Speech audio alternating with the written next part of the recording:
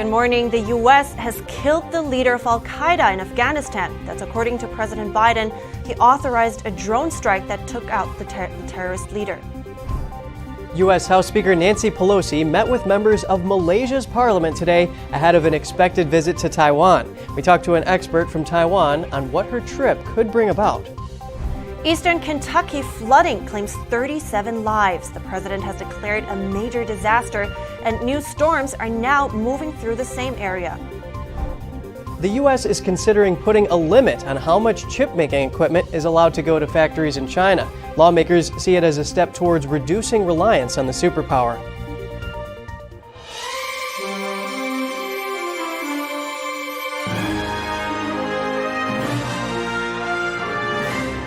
Good morning. Welcome to NTD. I'm Kevin Hogan. Good morning, and I'm Evelyn Lee. August 2nd today, Tuesday. Good to have you this morning, and as you saw, it's a busy news morning.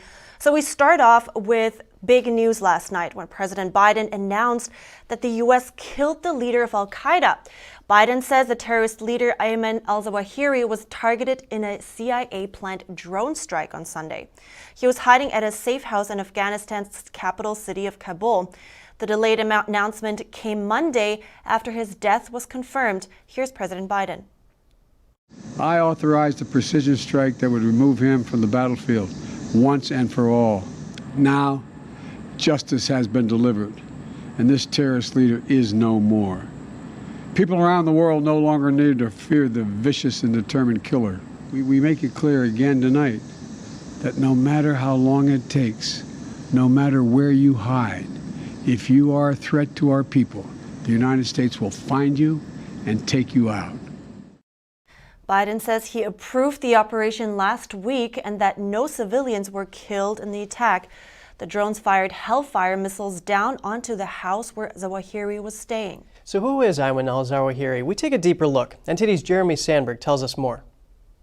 Zawahiri took over Al-Qaida leadership after the death of Osama bin Laden. He was considered bin Laden's right-hand man and was a main organizer and strategist for the Al-Qaida terrorist group. Egyptian-born Zawahiri was a trained surgeon with a pseudonym of the Doctor, earning his medical degree in the 70s. He led the Egyptian Islamic Jihad group that assassinated the Egyptian president in 1981. He went to Pakistan and Afghanistan in the 80s to treat Islamic guerrillas that were wounded fighting Soviet forces. There, he first met bin Laden, treating him for his injuries and forming a close relationship with him. They merged the Egyptian Islamic Jihad with Al-Qaida in 1988. Zawahiri is accused of plotting numerous terrorist attacks over the years, including a 1995 suicide car bombing that killed 16 people at the Egyptian embassy in Islamabad. Zawahiri is suspected to have planned the attack on the USS Cole naval vessel in October of 2000 that killed 17 U.S. sailors and injured over 30 others. He was indicted in the U.S. for his role in the 1998 bombings of the U.S. embassies in Kenya and Tanzania that killed over 200 people and wounded more than 5,000 others. He is also believed to have been involved in the 9/11 attacks that killed close to 3,000 Americans. Zawahiri was on the FBI's most wanted list with a $25 million bounty on his head. A senior Taliban official says Zawahiri moved to Kabul after the Taliban took control of Afghanistan last year, raising speculation about whether or not he was receiving sanctuary from the Taliban. With the Al-Qaida leader dead, the question now is who's going to lead the organization next. Jeremy Sandberg, NTD News. Intelligence officials say the operation was planned for several months. Once they were confident Zawahiri was correctly identified, the drone strike was carried out. It's reported he was on the balcony at the time of the attack. And we're moving on to another event grabbing the world's attention as a U.S. Air Force jet departing the Malaysian capital on Tuesday afternoon. It's the same jet that flew House Speaker Nancy Pelosi there. Pelosi is expected to arrive in Taipei later today. That's despite threats from the Chinese Communist regime. And a Taiwan visit is not currently on Pelosi's public itinerary. Pelosi would be the highest-ranking U.S. official to visit Taiwan in 25 years. Despite warnings from Beijing of reprisals and consequences, the U.S. says it will not be intimidated by Chinese saber-rattling. The Chinese regime released a video on Monday showing off its weapons and fighting tactics. The video had a message that said, "Bury all incoming enemies." Amid intensifying warnings from China, 4 U.S. warships, including an aircraft carrier, were positioned in waters east of the island. The U.S. says they are routine deployments. And the White House national security official says the Biden administration will support the House Speaker on her upcoming trip to Taiwan. This is very much precedent in the sense that previous speakers visited Taiwan. Many members of Congress go to Taiwan, including this year. And so if the speaker does decide to visit and China tries to create some kind of crisis or otherwise escalate tensions, that would be entirely on Beijing. It is very much in keeping with our policy and consistent with our support to Taiwan under the Taiwan Relations Act. We shouldn't be, as a country, we shouldn't be intimidated by that rhetoric or those potential actions. This is an important trip for the speaker to be on, and we're going to do whatever we can to support her.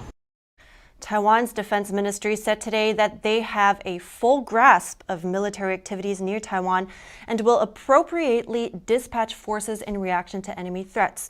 A local news agency reported that the ministry reinforced its combat alertness level from Tuesday morning to Thursday afternoon. China views visits to Taiwan as sending an encouraging signal to the pro-independence camp on the island. Beijing views Taiwan as a breakaway province. And while we're waiting for Pelosi to arrive in Taiwan, we want to bring in Professor Guo Yuren from the National Sun Yat-sen University in Taiwan. There you go. Good to meet you, Professor Guo. Good morning. Good morning. So Pelosi is expected to touch down in Taiwan any time now. So I want to know, is this visit a good idea? It is complicated to say if it is a good idea or not. But basically, it reflects U.S. strong support for Taiwan, especially after the G7 and NATO summit in June. The U.S. and European countries started to worry that the Ukraine war will prolong until late September. When the winter comes to Europe under the Russian threat to cut off LNG supply to Europe.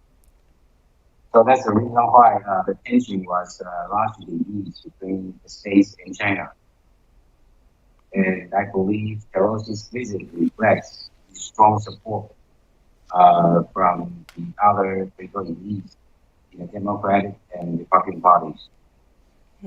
And now I want to know, because it's not the first time China threatens with repercussion, but then when the war in Ukraine started, many were already starting to look to Taiwan, sort of holding their breaths, to see what's going to happen. So I'm just wondering, how do you think the war in Ukraine will influence Xi Jinping's political decisions, if at all? It is actually a very difficult and embarrassing timing for Xi Jinping to see Pelosi's visit to Taiwan, because starting from this week, for the coming 2 weeks, it is the CCP's entire meeting, which will pretty much decide the personnel arrangement for the 20th Party Congress in the end of this year. So it is very embarrassing and difficult timing for Xi Jinping to make a decision how to respond to Pelosi's visit to Taiwan. If Chinese military threat or retaliation against Taiwan is too much, it will trigger then the worsening relation of China and the States, and also to Europe as well. And if the military threat is too modest, then Xi Jinping will face very serious challenge from within the party. So it's really up to Xi Jinping's decision how to react and respond to Pelosi's visit to Taiwan. That's really interesting to know. And also, I want to know, since you're in Taiwan, what's the general sentiment there? Are people in Taiwan supportive of Pelosi's visit? The general public is pretty much welcome the House Speaker Nancy Pelosi's visit, and the government itself is very prudent, very quiet, but well prepared to welcome the speaker's visit to Taiwan, of course. That's great to know. Thanks so much for your time and your insights, Professor Guo Yuren. I appreciate your time today. No problem. Thank you. Yeah, and most of Pelosi's planned meetings, including with President Tsai Ing-wen, were scheduled for Wednesday. That's what a person familiar with her itinerary said. 4 sources say Pelosi was also scheduled to meet a group of outspoken activists about China's human rights tomorrow afternoon.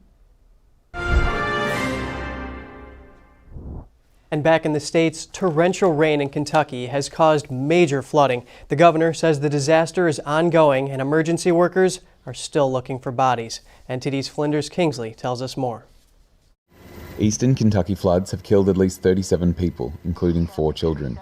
The floods come just 7 months after a string of tornadoes devastated the western part of the state, claiming almost 80 lives. Rescue workers have been providing food and shelter for thousands affected by the floods. The continuing torrential rain is impacting rescue attempts. Governor Andy Beshear and the National Weather Service say more dangerous weather is on its way. If things weren't hard enough on the people of this region, they're getting rain right now. Beshear describes the rainfall as some of the worst in the state's history and says authorities will likely be finding bodies for weeks. The overnight rainfall left many residents unprepared. The governor says this resulted in more deaths and advised those staying to seek higher ground. Power line outages left 8,000 households without power, which is down from 15,000 on Monday morning. Just as concerning, high wind. You think about how saturated the ground has been. It could knock over poles. It could knock over trees. So people need to be careful. And it's even going to get tougher when the rain stops. It's going to get really hot. And we need to make sure people are ultimately stable. Beshear says there's a large amount of grief throughout Kentucky. President Joe Biden declared the floods a major disaster on Friday, allowing the state to receive federal funding.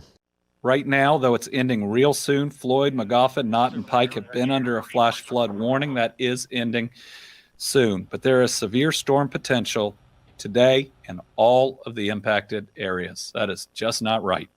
Video footage has emerged of a man braving the flooded waters to save 98-year-old May Ambiggy and 2 other men, Larry and Gregory Ambiggy. May's family say she is safe and recovering in the hospital. Flinders Kingsley, NTD News. California's second major fire this year has taken 2 lives. The spread of the fire has already doubled the size of the last major fire. 2 bodies were found in a burnt car parked in a residential driveway after the McKinney fire in Northern California ripped through over 55,000 acres.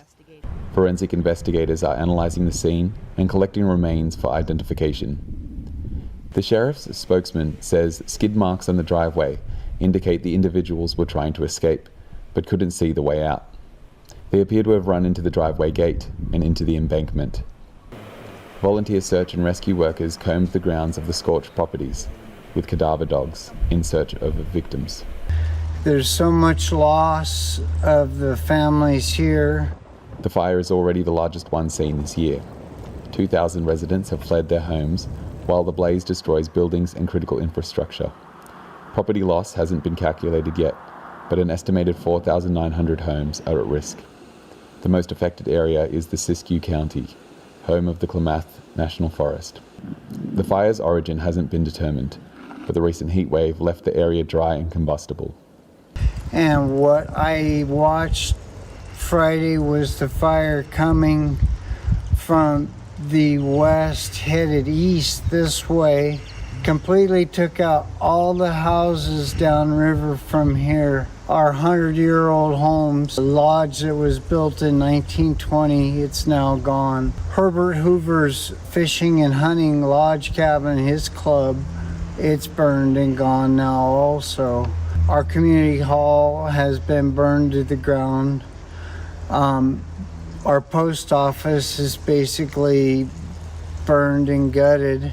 The fire broke out on Friday. Local fire protection CAL FIRE received some much-needed rain after 4 days of battling the fire. The storm, however, brings fears of thunderstrikes and high winds, which could create new fires and make firefighting efforts difficult. Containment for the fire has been placed at 0%. Containment lines are currently being carved to protect neighbouring towns. Fire's smoke trapped close to the ground by a low-pressure system has slowed fire growth. However, it is impacting visibility for aircraft operations. California Governor Gavin Newsom declared a state of emergency on Sunday to accelerate disaster response. This is Flinders Kingsley, NTD News. Just ahead, the United States is considering limiting shipments of American chip-making equipment to memory chip makers in China. It marks the first step in efforts to reduce economic dependence on China. And an underground network of tunnels in Houston stretches for more than 6 miles. The tunnels allow Houston's workforce to move about the city 20 feet below the sidewalk. Find out more after this short break.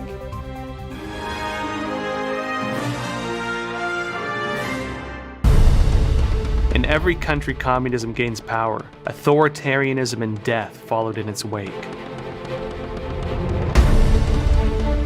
Communism promises a world without suffering, and yet, in its execution, does the exact opposite. Following Lenin's death, Stalin's 29-year reign killed an estimated 60 to 66 million people. More famines and purges would occur. The very peasants that communism was supposed to benefit instead starved to death under its rule. The party dictates what is right and wrong. Mao ended up killing between 50 million and 70 million people. As an investigative journalist, I want to understand why.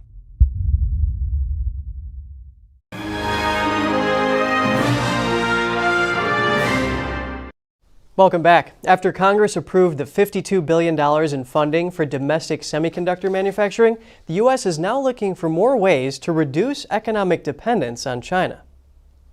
The United States is considering limiting shipments of American chip-making equipment to memory chip makers in China, including Yangtze Memory Technologies, part of a bid to halt the second biggest economy's semiconductor sector advances and protect U.S. companies.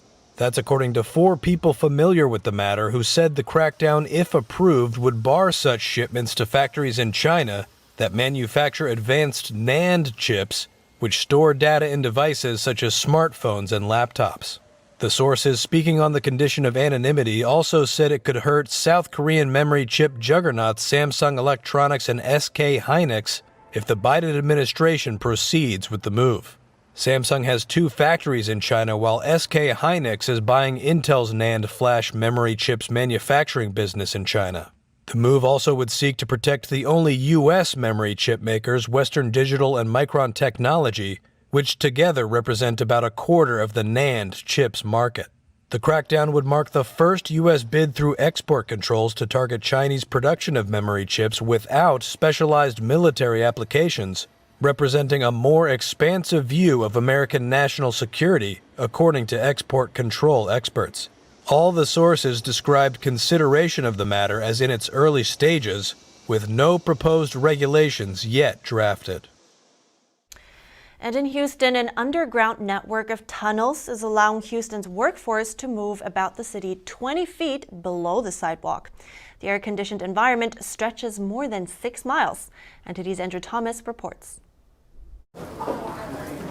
The tunnel system covers 95 blocks and connects Houston's downtown offices. Tourists tend not to find the tunnel system. They tend to walk around street level looking for where everything's at. Lots of people will mention before joining us on tour that downtown Houston looks like a ghost town, and you'll be able to find all your amenities, everything that you're looking for, from restaurants to getting your nails done, haircut, down below here in the tunnel system.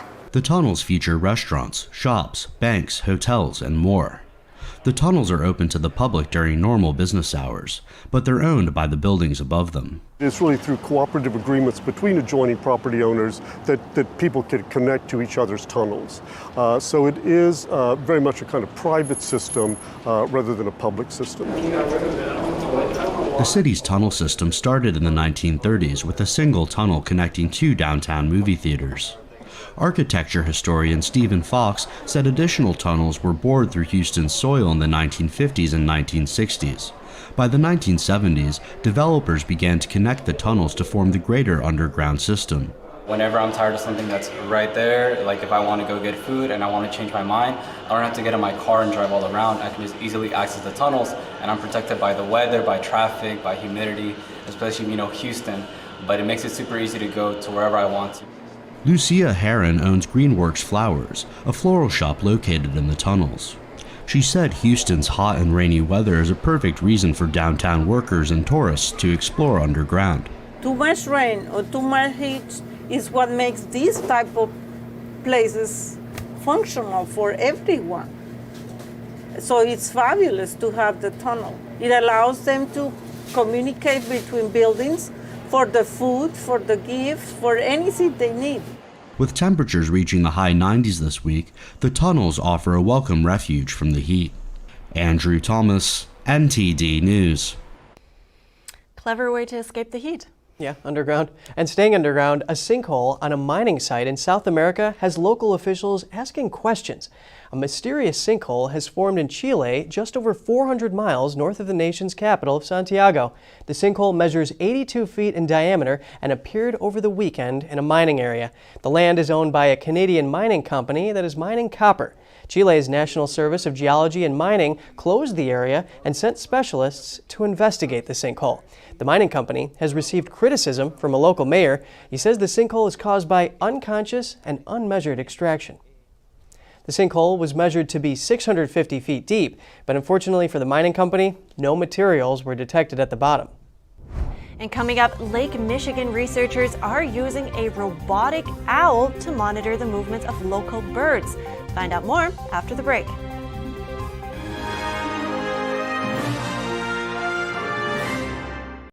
This is Lee Smith from Over the Target. I'm here to announce a brand new show available only on Epoch TV, and that's Over the Target Live, Thursdays at 9 p.m. Eastern Time, 6 p.m. Pacific Time. For an hour each Thursday starting at 9, we'll be speaking with guests live, and I'll be taking questions from you live as well, touching on all the themes, topics, subjects, and issues that Over the Target is known for, from foreign policy and national security to this, our great American life.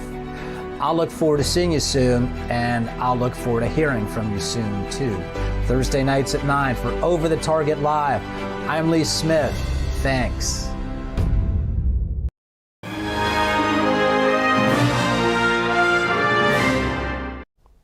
Welcome back. A repopulation attempt of a Great Lakes bird has started to impact a local endangered species. So the conservation program is enlisting the help of a robotic owl. The Smithsonian is using a robotic owl to research a small falcon called the merlin near Lake Michigan. The robot hoots and flaps its wings. Then this triggers the merlin to strike the robot. The bird swoops in on the owl and is caught in a cleverly placed net. A tracking device is attached to its leg, and then data is collected about the bird's movements. Nobody knows how big of a territory merlin has, what their nesting densities could be, or anything like that, at least down here. So that's where this data should be helpful. The merlin are recovering in the area after pesticides reduced population sizes. However, the merlin's success in the region is impacting the piping plover, an endangered shorebird that the merlin eat. A branch of the project was to see if moving merlins away from the lakeshore would be a viable option for population control near these plover nesting sites. The return of the bald eagle puts pressure on rare water birds. The growing number of grey seal is impacting vulnerable fish populations. The merlin are increasing in number, but the Great Lakes area only have around 65 to 70 pairs of piping plovers. Conservation programs say balancing biological communities is what's important, not individual species. Flinders Kingsley, NTD News. And NASA says the sun is getting very active, and that could cause problems here on Earth. The space agency warns the activity level of our solar system's main star is quickly ramping up. They say the solar cycle is not at its peak and is already exceeding expectations. Scientists expect to see more solar flares and solar eruptions. They could impact radio communications, navigation signals, and electric power grids on Earth.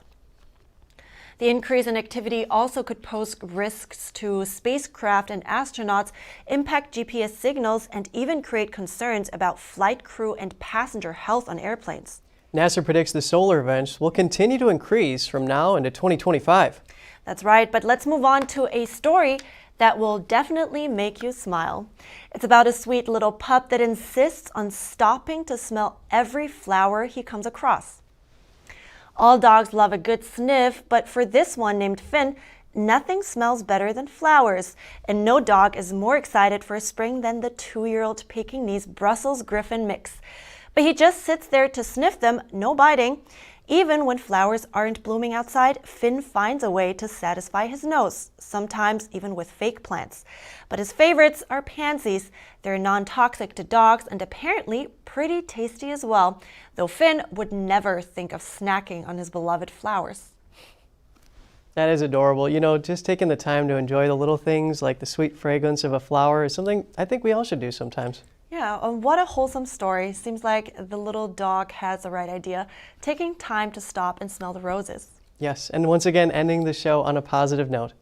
Yes, that's all for today's program. Thanks for watching. I'm Evelyn Lee. And I'm Kevin Hogan.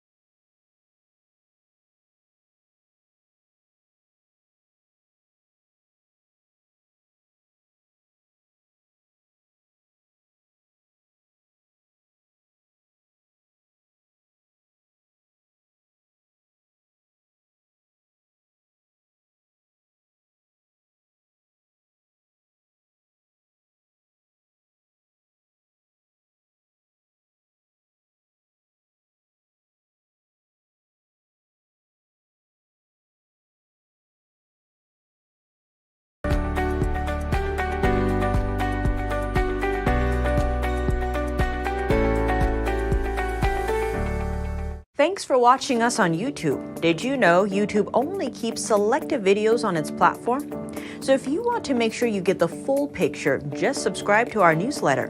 Go to newsletter.ntd.com and sign up. It's free.